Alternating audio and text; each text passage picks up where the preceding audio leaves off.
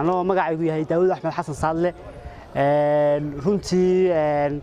waxaan ka mid ahay dhalinyarada reer Laascaanood aqoonyahanada reer Laascaanood ee gobolka Sool runtii waxaan oran karaa dawladda Somaliland iyo intii ay timi Laascaanood ilaa 2007 iyo wixii ka dambeeyay maamul waliba wuxuu keenayay gobol nin waliba baasha meel buu keenay xisbi walba meel buu keenay waxaan aaminsanahay anigu tusaalahaan dhalinyaradii waxaan aaminsanahay markaas si baashu marba meel bay joogtayo markii la keenay Somaliland markay Laascaanood timi marba waxa loo qabtay waxa Laascaanood laga qabtay horumarka laga qabtay dhinacyada kala duwan ee arrimaha bulshada ay ka mid tahay caafimaadku oo ka mid yahay waxbarashadu ay ka mid tahay qaybaha badan ee isku jira arrimaha bulshadu waxaan oran karaa Somaliland waxay u qabatay gobolka Sool iyo xukuumadii ugu dambeysay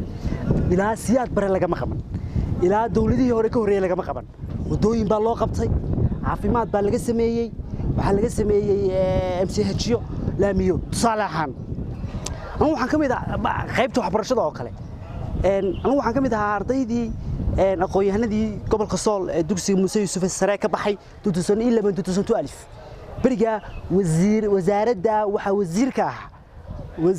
wasiiradda hadda wasaaradda maaliyadda haysata ee bariga waxa wasiirka Samsam